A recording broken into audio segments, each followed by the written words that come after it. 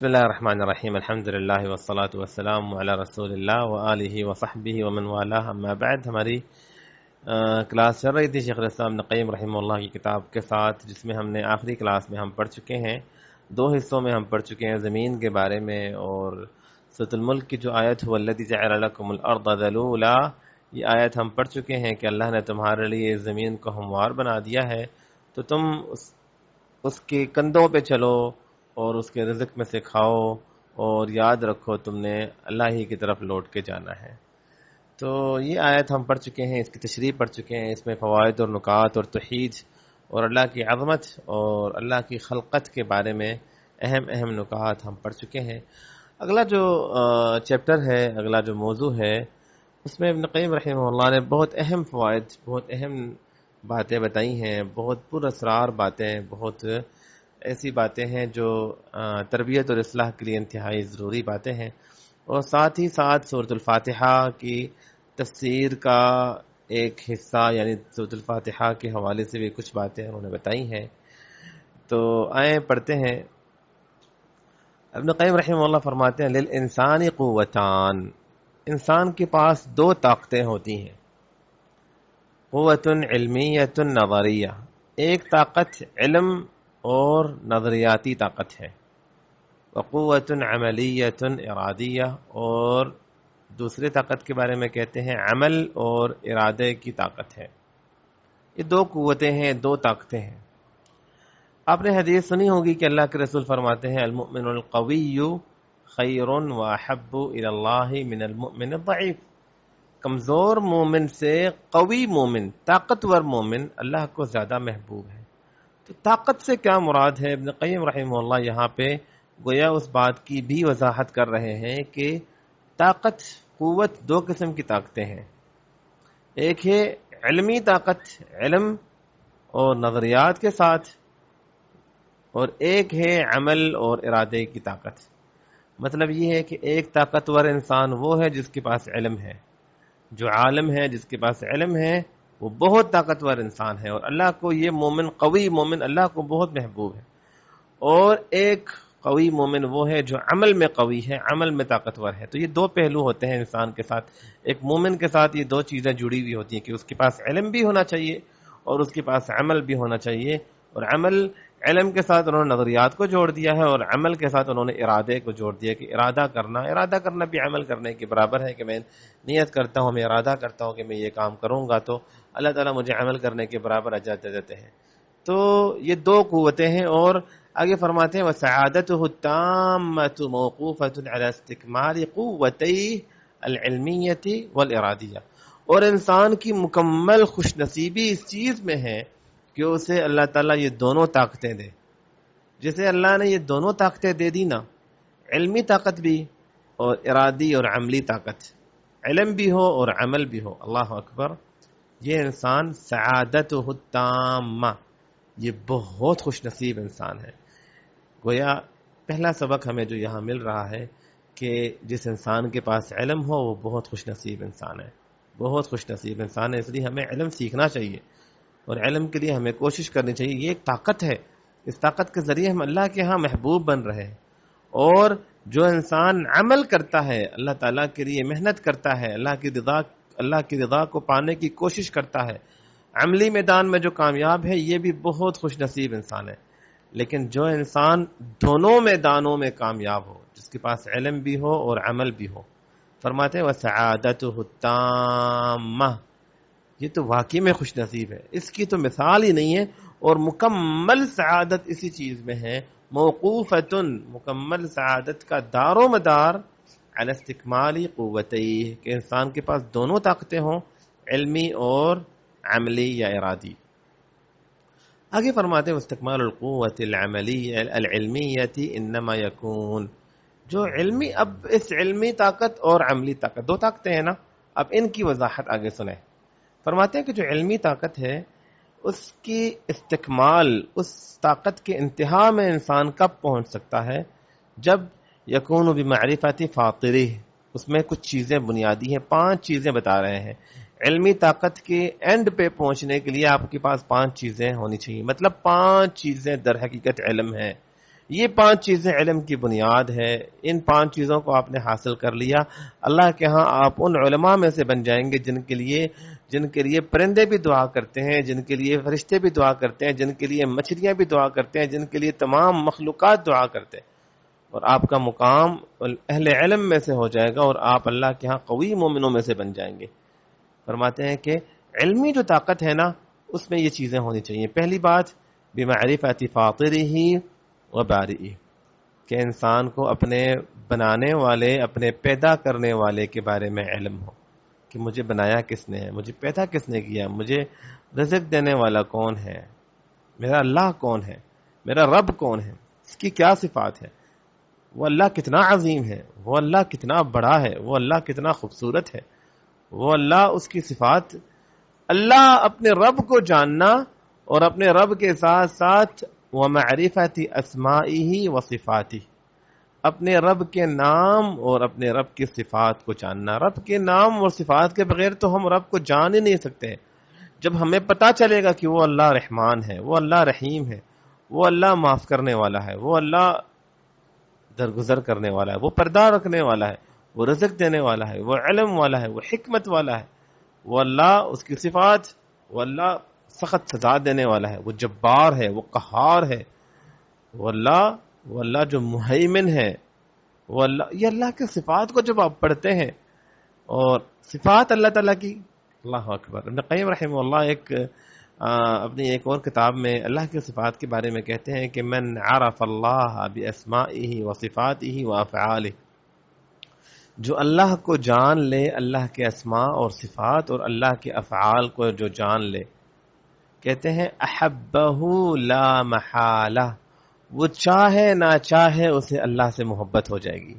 اللہ اکبر، اللہ اکبر. دنیا میں ایک انسان مجھ پہ مہربان ہو جاتا ہے، مجھے رہنے کے لیے گھر دے دیتا ہے، مجھے سفر کرنے کے لیے گاڑی دے دیتا ہے، ٹھیک ہے، مجھے کھانا دے دیتا ہے، یا میرا کام لگوا لیتا ہے کہ چلو یہ کام پہ آئے گا، جائے گا، تنخواہ اس سے ملے گی، اپنی فیملی کو لے کے چلے گا. میں سمجھوں گا کہ یہ انسان اتنا بڑا میرا محسن ہے، اتنا بڑا محسن ہے کہ یہ جو کہے گا میں نے آمین کہنا ہے. وہ انسان جس نے میرے پر اتنے احسان کیے ہیں، میں نہ چاہتے ہوئے بھی اس سے محبت کرتا ہوں کہ یار اس نے کتنی اچھائیاں کی میرے ساتھ، یہ کتنا میرا خیال رکھتا ہے، یہ کتنا ہمدرد ہے. یہ اگر میرا خیال نہ رکھے تو اس کا کیا فرق، اس کو مجھ سے کیا ملنے والا، لیکن یہ پھر بھی مجھ سے میرا خیال رکھتا ہے. حالانکہ دیکھا جائے اس انسان نے میرے لیے کیا کیا ہے. اور وہ اللہ جس کے احسانوں میں ہم ہر لمحے، وہ اللہ جس نے مجھے پیدا کیا، وہ اللہ جو مجھے ہر لمحے میں سانس لیتا ہوں تو اس اللہ کی مرضی سے، میرا دل دھڑکتا ہے تو یہ اللہ کی رحمت سے، میں اپنی آنکھ سے اگر دیکھ رہا ہوں، آنکھ میں اگر بینائی ہے تو یہ میرے اللہ کی رحمت ہے، میں اگر کان سے سن رہا ہوں یہ میرے اللہ کی رحمت ہے، میں بول رہا ہوں تو میرے اللہ کی رحمت ہے، میں چل رہا ہوں تو میرے اللہ تعالیٰ کی رحمت ہے. جس اللہ نے مجھے رہائش، مجھے گھر دیا، جس اللہ نے مجھے کھانا دیا، مجھے پینا دیا، مجھے اولاد دی، مجھے بیوی دیے، مجھے ماں باپ دیے، مجھے دوست دیے، مجھے وطن دیا، مجھے، یا اللہ میرے اللہ کی نعمتیں اتنی ہیں کہ وَإِن تَعُدُّوا نِعْمَةَ اللَّهِ لَا تُحْصُوهَا. بندے تو اللہ کی نعمتوں کو تو گننا تو دور کی بات، تو شمار نہیں کر سکتا. ایک انسان مجھ پہ 10 احسان کرتا ہے، میں زندگی بھر اس کا محسن بن جاتا ہوں. میں کہتا ہوں میں اپنی زندگی کو اس کے نام کر دیتا ہوں. میں کبھی اس کے سامنے اونچی آواز سے نہیں بولتا، میں اس کے ہر ہاں میں ہاں ملاتا ہوں، اس کے ہر حکم کو اپنے سر پہ رکھتا ہوں کہ اس نے مجھ پہ احسان کیے. اور میرا اللہ جس کے احسانوں کے ساتھ تو میں زندہ ہوں، جس کے احسان آگے ہم پڑھیں گے کہ وہ اللہ اگر اپنے احسان کو ہٹائے تو میری بیوی میرے لیے عذاب بن جائے، میری اولاد میرے لیے عذاب بن جائے، میرے اعضاء میرے لیے عذاب بن جائے، میری زندگی میرے لیے عذاب بن جائے، میں ایک لمحہ نہیں رہ سکتا ہوں اس اللہ تعالیٰ کی رحمت کے بغیر. تو جب انسان اپنے اللہ کو پہچانتا ہے نا، تو ابن قیم فرماتے احبہ لا محالہ، وہ یقیناً چاہے نہ چاہے اسے اللہ سے محبت ہو جائے گی. ہمیں اللہ سے محبت اس لیے نہیں ہے کیونکہ ہم اپنے اللہ کو جانتے نہیں ہیں، اللہ کی صفات کا ہمیں پتہ نہیں ہے، اللہ کی عظمت اور اللہ کی شان اور اللہ کی ہمارے اوپر احسان، ہمیں اس چیز کا احساس نہیں ہے. ہم قرآن پاک کو سمجھتے نہیں ہیں، قرآن پہ غور کرتے نہیں ہیں، ہم اللہ کی خلقت پہ، اللہ کی نعمتوں پہ ہم غور نہیں کرتے. ہم اپنے ارد گرد اس فضا کو نہیں دیکھتے ہیں کہ میرا اللہ نے کیسے، اب موسم بھی اگر ایک پیارا موسم بھی بن رہا ہے تو یہ اللہ نے میرے لیے بنایا. کیسے میرے اللہ نے ٹھنڈی ہوائیں چلائی, کیسے اللہ نے یہ ہلکی ہلکی بارش میرے لیے برسا رہا ہے, کیسے ہر ہر ہر ہر ہر لمحے میں اللہ کی کروڑوں احسان مجھ پہ ہو رہے ہوتے ہیں, جن کو میں کبھی زندگی میں ایک لمحے کا شکر بھی ادا نہیں کر سکتا.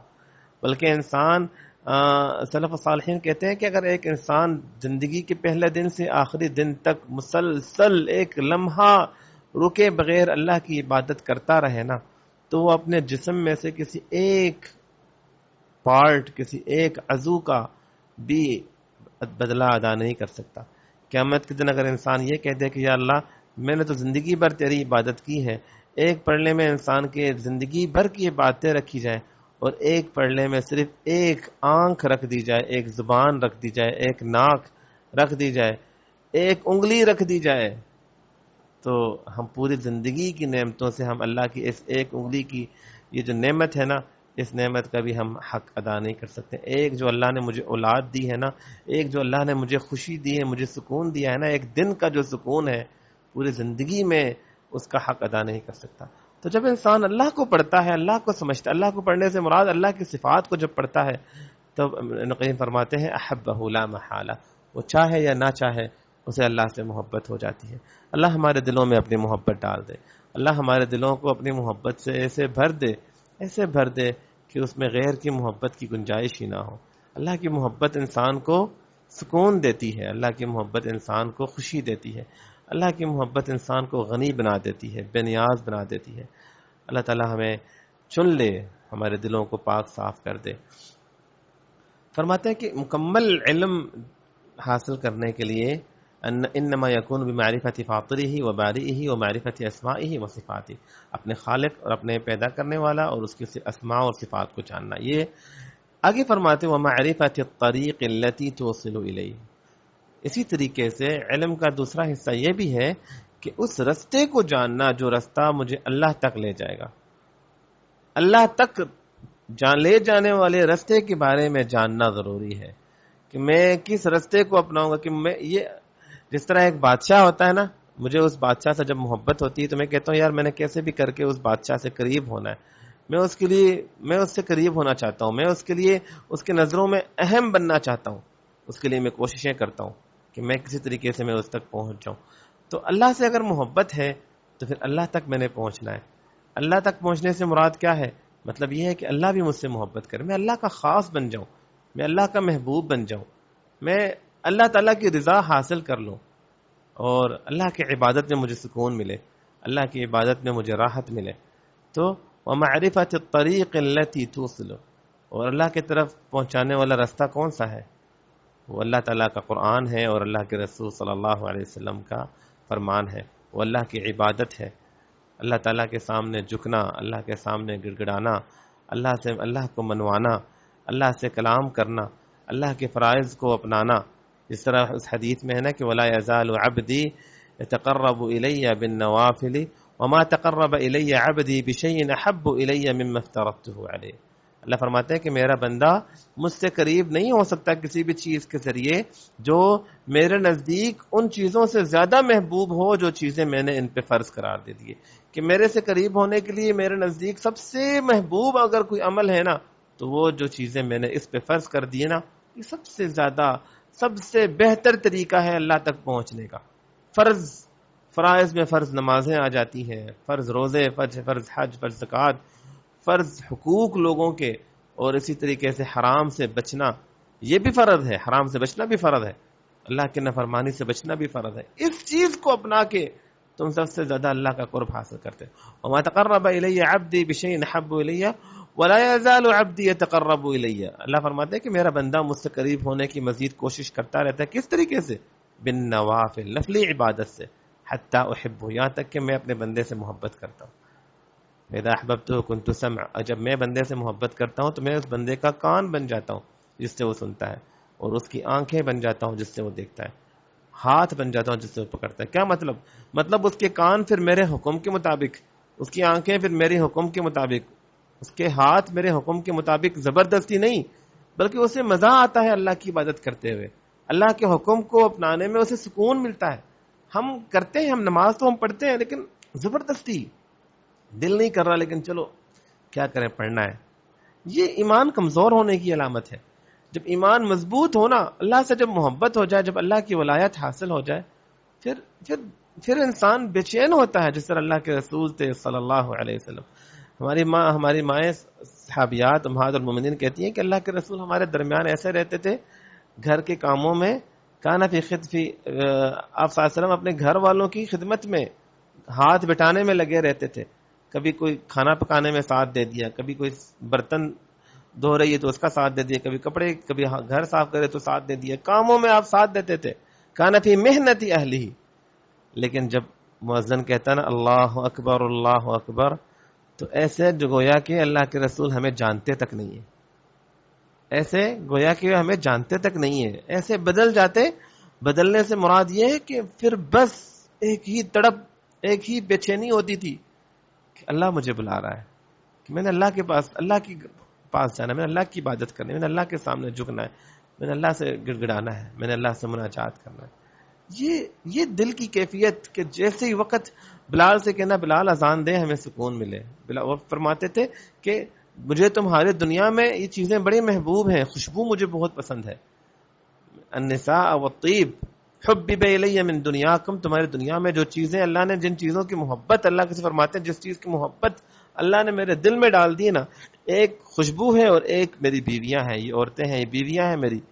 لیکن ساتھ میں فرماتے ہیں ان کی محبت تو اللہ نے ڈال دی ہے, ساتھ میں وجعلت قرۃ عینی فی الصلاۃ. لیکن جہاں تک بات آنکھوں کی ٹھنڈک کی ہے, محبت محبوب چیز تو الگ ہے, لیکن کچھ چیزیں ایسی ہوتی ہیں جو آنکھوں کی, جن کو جو چیز مل جائے تو ایسا لگتا ہے کہ بس مجھے دل کو ٹھنڈ مل گئی, دل کو سکون مل گیا, دل کی جو پیاس ہے وہ بجھ گئی. وجعلت قرۃ عینی فی الصلاۃ, اور میرے آنکھوں کی ٹھنڈک نماز ہے. اللہ اکبر. تو یہ تب ہوتا ہے جب انسان اللہ کے رستے پہ چلتا ہے. تو یہاں ابن قیم فرماتے ہیں ومعرفۃ الطریق التي توصل الیہ, اور اس رستے کو جاننا جو رستہ انسان کو اللہ کی طرف لے کے جائے.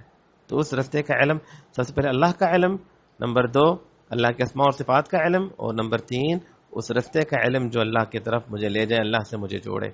ومعرفۃ آفاتها, اور اس رستے میں جو رکاوٹیں ہیں ان رکاوٹوں کو جاننا کہ کون سی چیز ہے جو مجھے اللہ کے رستے سے دور کرے گی, کون سی چیز ہے کہ میں رستہ. اب ظاہری بات ہے, جب آپ ایک چیز کو حاصل کرنا چاہتے ہیں تو آپ کو یہ بھی پتا ہو کہ میں نے کس طرح حاصل کرنا ہے, اور کون سی چیزیں ہیں جو میرے رستے میں رکاوٹ بن سکتی ہیں, ان کے بارے میں بھی جاننا ضروری ہے. کہ میرے اللہ کو کیا پسند ہے یہ بھی جاننا ضروری ہے, اور میرے اللہ کو کیا نہیں پسند یہ بھی جاننا ضروری ہے, کہ کہیں ایسے نہ ہو کہ میں غلطی سے وہ کام کر بیٹھوں جو اللہ کو پسند نہ آئے, اور میں سمجھ رہا ہوں کہ میں اللہ کا قرب حاصل کر رہا ہوں, لیکن میرا اللہ مجھ سے ناراض ہو جائے. نہ, یہ میرے لیے جاننا ضروری ہے. تو میرے لیے فرض کیا ہے یہ بھی ضروری ہے جاننا, اور میرے لیے حرام کیا ہے یہ بھی میرے لیے ضروری ہے جاننا. اور مومن اسی کوشش میں رہتا ہے کہ میں اس علم کو حاصل کروں. کہ ومعرفۃ آفات میں ایک تو یہ چیز, اور ایک اس بات کو بھی جاننا کہ رستے میں رکاوٹیں آتی ہیں, رستے میں تکلیف ہے. اللہ کے رستے میں چلو گے تو آزمائشیں نہیں آئیں گی, اللہ کے رستوں میں چلو گے تو پریشانیاں نہیں آئیں گی. کیا اللہ نے ہمارا ٹیسٹ نہیں لینا؟ ٹیسٹ لیا امتحان لیا جائے گا. وَلَا نَبْلُوَنَّكُمْ وَلَا حَسِبْتُمْ أَن تَدْخُلُوا الْجَنَّةَ, تمہیں لگتا ہے کہ تم جنت میں چلے جاؤ گے. وَلَمَّا يَأْتِكُمْ مَثَلُ الَّذِينَ خَلَوْا مِن قَبْلِكُمْ, ابھی تک تو اس طرح کی آزمائشیں نہیں آئی ہیں جو پچھلے قوموں پہ آئی تھی. مَسَّتْهُمُ الْبَأْسَاءُ وَالضَّرَّاءُ وَزُلْزِلُوا, ان پر تکلیفیں, مشکل حالات, انہیں ہلا کے رکھ دیا گیا, یہاں تک کہ رسول اور ایمان والے بھی کہہ اٹھے کہ اللہ کی مدد کب آئے گی. اللہ فرماتے ہیں الا ان نصر اللہ قریب, یاد رکھو اللہ کی مدد تو بہت قریب ہے. تو آزمائش ہے, یہ تو زندگی کا حصہ ہے. اللہ فرماتے ہیں کہ ہم وَلَنَبْلُوَنَّكُمْ بِشَيْءٍ مِّنَ الْخَوْفِ وَالْجُوعِ وَنَقْصٍ مِّنَ الْأَمْوَالِ وَالْأَنفُسِ وَالثَّمَرَاتِ, ہم تمہیں آزمائیں گے, ضرور آزمائیں گے, خوف, بھوک, اور مال میں, جان میں, پھلوں میں کمی لا کے. پھر ہم چیک کریں گے, ہم ٹیسٹ لیں گے کہ ہم کون آزمائش میں پاس ہوتا ہے, کون ناکام ہوتا ہے. تو رستے میں جو رکاوٹیں آتی ہیں ان کا علم ہونا ضروری, پتہ ہوگا کہ میرا امتحان لیا جانا ہے, تو پھر انسان اس کی تیاری کرتا ہے. آگے فرماتے ہیں ومعرفۃ نفسہ, علم میں ایک بنیادی چیز یہ ہے کہ انسان اپنے آپ کو جانے کہ میں کون ہوں. اللہ اکبر, اللہ اکبر. اپنے آپ کو جب انسان جان لیتا ہے نا, تب اسے زیادہ احساس ہوتا ہے کہ میرا اللہ کتنا عظیم ہے, میں خود کتنا حقیر ہوں. اللہ فرماتے ہیں افرأیتم ما تمنون، یعنی سوچو انسان، تو اپنے آپ کو سمجھتا کیا ہے؟ افرأیتم، کیا تم نے کبھی دیکھا بھی ہے؟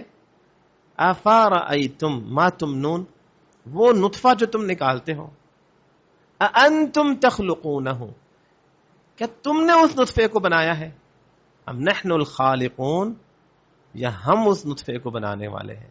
گویا بتا رہے ہیں اللہ تعالیٰ فرما رہے ہیں کہ اے انسان، تو نطفہ ہی تھا نا، تو گندا وہ نطفہ تھا، من منی یمنا ثم كان علقة فخلق فسوى، کہ تو ایک منی کا ایک نقطہ، ایک قطرہ تھا جسے انسان خود پسند نہیں کرتا، جسے انسان اپنے آپ سے دور کرنا پسند کرتا ہے، اور تو اللہ کے سامنے اکڑتا ہے، تو تکبر کرتا ہے، تو غرور کرتا ہے۔ تو جب انسان خود کو پہچانتا ہے اور اپنی بندگی کو پہچانتا ہے کہ میں ایک بندہ ہوں، میں ایک غلام ہوں، اور انشاءاللہ اگلے سے اگلے سبق 2-3 اسباق بعد ہمارا جو اگلا جو سبق ہوگا اس میں اللہ کی بندگی کے بارے میں کہ بندہ ہوتا کیا ہے وہ ہم پڑھیں گے، تو آپ کو اندازہ ہو کہ بندہ کیا چیز ہے، بندے کا مطلب کیا ہے۔ اگر انسان بندہ بھی بن جائے نا، بندے کے مطلب کو سمجھ کے اور بندگی کو اپنا لے، تو شاید سارے مسئلے ہمارے حل ہو جائیں۔ تو ہم کیونکہ اپنے آپ کو نہیں جانتے ہیں، اللہ فرماتے ہیں وَضَرَبَ لَنَا مَثَلًا وَنَسِيَ خَلْقَهُ، یہ انسان اللہ کی مثال بیان کرتا ہے، اللہ کے بارے میں کہتا ہے کہ اللہ یہ نہیں کر سکتا، اللہ وہ نہیں کر سکتا۔ وَنَسِيَ خَلْقَهُ، یہ خود کو بھول گیا، اپنی تخلیق کو بھول گیا، یہ تھا کیا، یہ انسان، یہ چیز ہی کیا ہے جو اللہ تعالیٰ کے سامنے اکڑتا ہے۔ تو لَخَلْقُ السَّمَاوَاتِ وَالْأَرْضِ أَكْبَرُ مِنْ خَلْقِ النَّاسِ، اے انسان، یا زمین اور آسمان کی خلقت یقیناً تمہاری خلقت سے بڑی خلقت ہے، تم سے بڑے مخلوقات ہیں، یہ تم سے بڑے اللہ نے مخلوقات بنائے ہیں، تم بہت چھوٹے ہو، تم نہ اکڑ کرو، تم نہ غرور کرو، نہ تم گمنڈ کرو، تمہاری عاجزی میں تمہارا مقام ہے، تمہارے جھکنے میں تمہارا مقام ہے۔ تو مجھے تب پسند آتا ہے جب تو میرے سامنے بندہ بن کے آتا ہے، جب تو میرا بندہ بنتا ہے، تو میرا غلام بنتا ہے، تو میری عظمت کو بجا لاتا ہے اور اپنے آپ کو جھکاتا ہے میرے سامنے، تو مجھے پسند آتا ہے، پھر تو میرے لیے پھر خاص ہو جاتا ہے۔ لیکن جب انسان اکڑتا ہے، تکبر کرتا ہے، تو پھر وہ اللہ کی نظروں میں اس کا مقام گر جاتا ہے۔ تو اپنے آپ کو جب تک نہیں جانے گا تب تک اس کا علم ومعرفت عیوبها، اور اپنے عیب، اپنی برائیاں اور اپنی کمزوریوں کو جاننا ضروری کہ میری کمزوری کیا ہے۔ غصہ میری کمزوری ہے، کنجوسی میری کمزوری ہے، لالچ میری کمزوری ہے۔ یہ اپنے کمزوریوں کو جب انسان جانتا ہے تبھی انسان اپنے آپ کو روکتا ہے نا۔ تو یہ وہ 5 چیزیں ابن قیم رحمہ اللہ فرماتے ہیں، اپنے رب کو جاننا، رب کے اسماء و صفات کو جاننا، اور اس رستے کو جاننا جو رستہ اللہ تک لے جائے، اور اس رستے کی رکاوٹوں کو جاننا، اور اپنے نفس کو جاننا، اور اپنے نفس کے عیوب کو جاننا، اپنے نفس کی برائیوں کو، اپنے نفس میں جو کمیاں ہیں ان کو جاننا، اپنے نفس کی کمزوریوں کو جاننا، یہ چیزیں ہمارے لیے جاننا ضروری ہے۔ یہ ہے جو پہلی بات انہوں نے بتائی تھی کہ قوت العلم، علمی طاقت۔ فبهذه المعارف الخمس يحصل كمال قوته العلمیہ، ان 5 چیزوں کے ساتھ یحصل انسان حاصل کرتا ہے کمال قوتی، اپنے علمی طاقت کی کمال کو، مکمل علمی طاقت ان چیزوں میں ہے۔ وَأَعْلَمُ النَّاسِ أَعْرَفُهُمْ بِهَا، اور سب سے زیادہ علم رکھنے والا وہ انسان ہے أَعْرَفُهُمْ بِهَا، جو زیادہ ان چیزوں کو جانتا ہے، وَأَفْقَهُهُمْ فِيهَا، اور زیادہ ان چیزوں کو سمجھتا ہے۔ یہ تھا قوت علمیہ۔ آگے ہم پڑھتے ہیں، اصل میں آج کا سبق تھوڑا لمبا ہو گیا، بہرحال میں کوشش کرتا ہوں کہ ہم صرف آج ایک ہی حصہ پڑھیں گے، انشاءاللہ اگلی کلاس میں ہم اس چیپٹر کو مکمل کریں گے۔ کوشش ہوتی ہے کہ کلاس مختصر ہو، لیکن سبحان اللہ آج کی کلاس میں تھوڑا سا میں نے اس چیز کو اتنا دھیان نہیں دیا، لیکن آئندہ انشاءاللہ اس چیز کا خیال رکھیں گے۔ آگے فرماتے ہیں واستکمال القوت العملیہ الارادیہ، قوت علمیہ ہم نے پڑھ لیا کہ علمی جو طاقت ہے اس میں 5 چیزیں ہیں، وہ ہم پڑھ چکے ہیں۔ اب عملی طاقت، عمل میں ایک انسان کیسے مکمل طاقتور بن سکتا ہے، عمل کے میدان میں انسان کیسے آگے بڑھ سکتا ہے کہ اللہ کو یہ انسان پسند آ جائے، اس کے اعمال اللہ کو پسند آ جائے، اللہ کا قرب حاصل ہو جائے۔ فرماتے ہیں لا يحصل الا بمراعات حقوقه، یہ نہیں انسان، عملی طاقت انسان حاصل نہیں کر سکتا مگر جب وہ اللہ کے حقوق کا خیال رکھتا ہے، علی العبد، جو اللہ نے حقوق مجھ پہ رکھے ہیں، جو اللہ نے میری ذمہ داریاں لگائی ہیں نا، ان کو جب میں سمجھوں گا، میں جانوں گا، تب میں عملی میدان میں سب سے آگے جاؤں گا۔ والقیام بها، اور جو اللہ نے میرے پہ حقوق لگائے ہیں، اللہ نے میری ذمہ داریاں دی ہیں، بندے تیری ذمہ داری ہے، تو نے یہ کرنا ہے، یہ کرنا ہے، یہ کرنا ہے. جو اعمال اللہ نے مجھ پہ فرض قرار دے دیے ہیں نا، اللہ ہمیں معاف فرمائے، ہم اللہ نے جو چیزیں ہم پر فرض قرار دی ہیں اس سے ہم غافل ہیں، اور جو ہم نے خود ساختہ جو چیزیں بنائی ہیں اس کے پیچھے ہم پڑے ہوئے. رزق کمانا اللہ کی ذمہ داری ہے، وہ ہم نے اپنے اوپر لے لی ہے. ہمیں کہا میری عبادت کرو، وما خلقت الجن والانس الا لیعبدون، عبادت کرو، میرے سامنے جھکو، سجدہ کرو، نماز پڑھو. اس سے ہم بھاگتے ہیں، ہمیں وہ مشکل لگتا ہے. ہمارا سسٹم ہی الٹا ہے. کچھ دن پہلے ایک بھائی سے بات ہو رہی تھی کہ شادی کے بارے میں، کہ بچے جوان ہو جاتے ہیں، ماں باپ اس فکر میں رہتے ہیں کہ بس بچے کو اب کمائی، یہ کمائے، اس کو اچھا کاروبار دو، اس کو سیٹل کرنے کی کوشش کرو، اس کو پڑھاؤ، اس کو پڑھاؤ، اس کو بزنس سیٹل کر کے دو، اس کو اپنے قدموں پہ کھڑا کرو، اس کو گھر بنا کے دو اس کو. حالانکہ یہ تو اللہ کی ذمہ داری تھی نا، رزق دینا. ہماری تو یہ ذمہ داری تھی، ماں باپ کو یہی کہا گیا ہے کہ بچہ جوان ہو تو اس کی شادی کروا دو. ہم کہتے ہیں نہیں، شادی ہم بعد میں کروائیں گے، وہ دیکھ لیں گے، وہ ہو جائے گا. ابھی ہم اس کو، جو ہمارے ماں باپ کی جو ذمہ داری ہے اس سے ہم غافل، اور جو ہماری ذمہ داری نہیں ہے. اللہ نے ہم سے یہ تو نہیں کہنا کہ تم نے بچے کو بزنس مین کیوں نہیں بنایا، تم نے بچے کو ڈاکٹر کیوں نہیں بنایا، تم نے، یہ تو نہیں اللہ تعالیٰ نے سوال ہم سے کرنا ہے. یہ ہماری ذمہ داری یہ تھی ہی نہیں. تو اس میں ہم لگے ہوئے ہیں کہ ان کو بزنس مین بنانا ہے، ان کو ڈاکٹر بنانا ہے، ان کو فلاں بنانا ہے، ان کو فلاں بنانا ہے. اور ان کی شادیاں، ہم جو ہماری ذمہ داری ہے، یہ ایک مثال ہے. زندگی میں کئی ایسی چیزیں آپ کو نظر آئیں گی جہاں ہماری ذمہ داریاں ان سے ہم پیچھے ہیں، اور جو ہماری ذمہ داریاں نہیں ہیں اس پہ ہم ماشاءاللہ آگے بڑھ چڑھ کے آگے حصہ لے رہے ہوتے ہیں کہ ہم نے یہ کرنا ہے. تو انسان یہاں پہ قیم فرما رہے کہ جو ذمہ داری اللہ نے لگائی ہے نا اس کو کرنا، والقیام بها، اور ان پر پورا اترنا. کن چیزوں کے ساتھ؟ اخلاصاً. اللہ تعالیٰ نے جو ذمہ داریاں لگائی ہیں ان پر عمل کرنا اخلاص کے ساتھ، کہ صرف اور صرف اللہ کے لیے. اخلاص، جس عمل میں اخلاص نہ ہو وہ عمل اللہ کے یہاں قبول نہیں ہے. ان اللہ لا يقبل من العمل الا ما كان خالصا وابتغي به وجهه. اللہ تعالیٰ اس عمل کو ہی قبول کرتا ہے جو خالص اللہ کے لیے ہو اور اللہ کی رضا مقصود ہو. وصدقا، سچائی کے ساتھ. ونصحا، اور خیر خواہی کے ساتھ. خیر خواہی مطلب اچھائی، اپنے لیے بھی اچھائی چاہنا، لوگوں کے لیے بھی اچھائی چاہنا، اللہ تعالیٰ کے حقوق کو بھی اچھے انداز سے نبھانا. وَإِحْسَانًا، اور احسان کرتے ہوئے اچھے طریقے سے. احسان میں رسول اللہ صلی اللہ علیہ وسلم کی سنت کے مطابق ہو وہ عمل، رسول اللہ کے طریقے کے مطابق ہوگا تو وہ احسان ہے. جس طرح صحابہ کرام نے قرآن پاک کی بہت سارے آیتوں کی تشریح کرتے ہوئے بتایا ہے. احسان یہ ہے کہ اللہ کے رسول صلی اللہ علیہ وسلم کے طریقے کے مطابق ہو. وَمُتَابَعَةً، اور اس کی پیروی ہو. وَشُهُودًا لِمِنَّتِهِ عَلَيْهِ، اور ساتھ ساتھ یہ اقرار کرتے ہوئے کہ میرے اللہ کا یہ مجھ پہ احسان ہے. شہوداً، گواہی دیتے ہوئے کہ اگر میں نے نماز پڑھی ہے نا تو میرا کوئی کمال نہیں ہے، میرے اللہ کا مجھ پہ احسان ہے. اللہ کی توفیق تھی تو میں نے نماز پڑھی، اللہ کی توفیق ہے تو آج ہم الفوائد کتاب پڑھ رہے ہیں. اللہ کی توفیق ہے، میرا اس میں کوئی کمال نہیں ہے کہ میں پڑھا رہا ہوں، آپ کا کوئی کمال نہیں کہ آپ پڑھ رہے ہیں. میرا کوئی کمال نہیں ہے کہ میں نماز کا وقت ہوتا ہے میں نماز کے لیے جاتا ہوں. میرا کوئی کمال نہیں ہے کہ میں لوگوں کے ساتھ اچھے اخلاق سے پیش آتا ہوں، لوگوں کے ساتھ سچائی کے ساتھ پیش آتا ہوں، امانت داری کے ساتھ. میرا کمال نہیں ہے، میرے اللہ کی توفیق ہے. اللہ کی توفیق ایک لمحے کے لیے بھی مجھ سے ہٹ جائے تو میں تباہ اور برباد ہو جاؤں. تو اللہ کی اس احسان کا اقرار کرنا کہ اللہ تیرے ہی احسان سے میں یہ سب کچھ کر پا رہا ہوں. وَتَقْصِيرِهِ هُوَ فِي أَدَاءِ حَقِّهِ، اور اس بات کو بھی اقرار کرتے ہوئے کہ جو میں نے عبادت کر رہا ہوں اس میں مقصر ہوں. یا اللہ، نماز تو میں نے پڑھی ہے لیکن اے اللہ مجھے جیسے نماز پڑھنی چاہیے تھی میں ویسے نماز نہیں پڑھ سکا. اے اللہ، اخلاق تو میں اپنے بہتر کر رہا ہوں لیکن جیسے میرے اخلاق ہونے چاہیے میرا ویسا اخلاق نہیں ہے. جس طرح اللہ کے رسول کہتے تھے ما عبدناک حق عبادتک، اے اللہ ہم تیری عبادت کا حق نہیں ادا کر سکے، حالانکہ وہ اللہ کے رسول تھے صلی اللہ علیہ وسلم. تو اس احساس کے ساتھ اللہ کی عبادت کرو کہ نہیں میں اس مقام تک نہیں پہنچ پایا. یہ احساس ہمارے اندر، ہمیں لگتا ہے کہ میں ماشاءاللہ 5 وقت کی نمازی ہوں، میں ماشاءاللہ روزے رکھتا ہوں، میں ماشاءاللہ صدقے خیرات کرتا ہوں، میں ماشاءاللہ ذکر اذکار کرتا ہوں. اور ایک مومن ہمیشہ اپنے اندر کمی تلاش کرتا ہے، اور ایک مومن جانتا ہے کہ میں اپنے اللہ کی عبادت کا حق کبھی بھی ادا نہیں کر سکتا. ہمیشہ وَتَقْصِيرِهِ هُوَ فِي أَدَاءِ حَقِّهِ، یا اللہ میں کوتاہی کر رہا ہوں، یا اللہ میری کمیاں رہ جاتی ہیں، یا اللہ میں اس حق کو نہیں ادا کر پا رہا ہوں.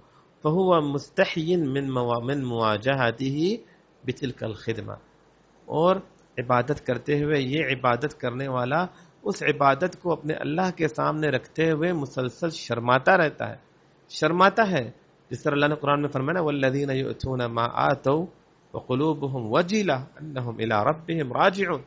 وہ لوگ جو خرچ کرتے ہیں اللہ کی رضا کے لیے، محنت کرتے ہیں، کوشش کرتے ہیں، لیکن ان کا دل پریشان رہتا ہے، وہ پریشان ہوتے ہیں، انہیں یہ پریشانی ہوتی ہے. اور صحابہ کرام نے تشریح کرتے ہوئے فرمایا کہ انہیں پریشانی یہ ہوتی ہے کہ اللہ یتقبل منہم، کہ پتہ نہیں ہمارے اعمال قبول ہو بھی رہے یا نہیں ہو رہے. یہ ڈر ان کے ذہنوں میں رہتا ہے کہ پتہ نہیں اللہ میرے عمل کو قبول کر بھی رہا ہے یا نہیں عمل قبول کر رہا. صحابہ کرام اسی پریشانی میں رہتے تھے، بلکہ غالباً سیدنا علی رضی اللہ عنہ کا قول ہے کہ کونوا لقبول العمل اشد حرصا من العمل.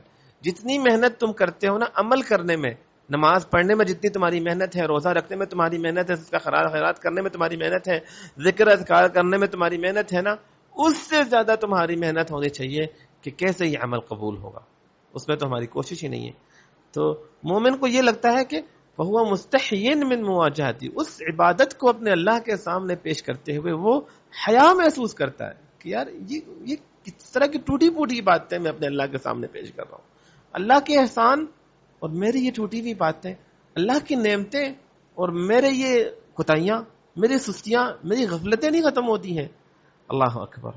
آگے فرماتے ہیں لعلمہ، کیونکہ وہ جانتا ہے انہا دون ما یستحقہ علیہ، کیونکہ یہ جانتا ہے کہ یہ جو میں عبادت کر رہا ہوں یہ بہت کم ہے اس عبادت سے جو عبادت کرنا میرا حق بنتا ہے، جو میرا فرض بنتا ہے اس سے تو میں بہت پیچھے ہوں، میں تو بہت پیچھے رہ گیا ہوں.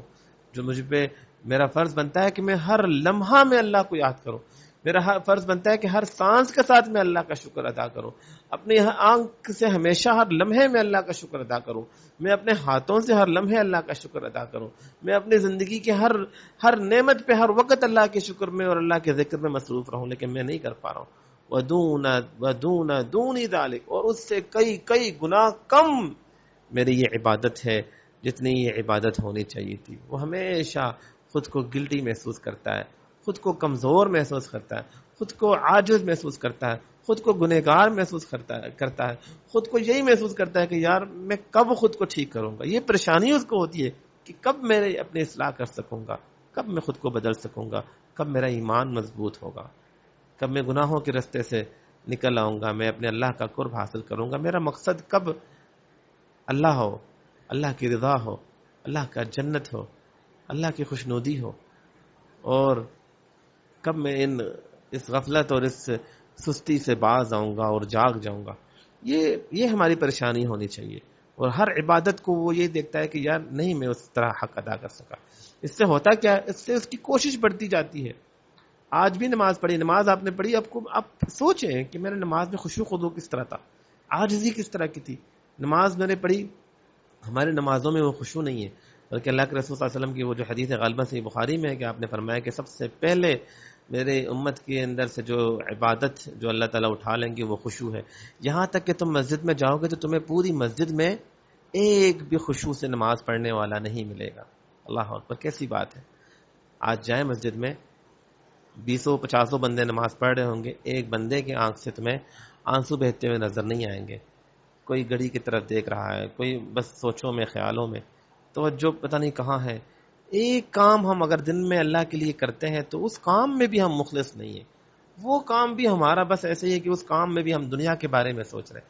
اللہ کے بندے، جب تم اللہ کے سامنے کھڑے ہو تب تو یہ جو 10 منٹ کے لیے تم نکلے ہو، اس 10 منٹ کو تو اللہ کے نام کر دو نا.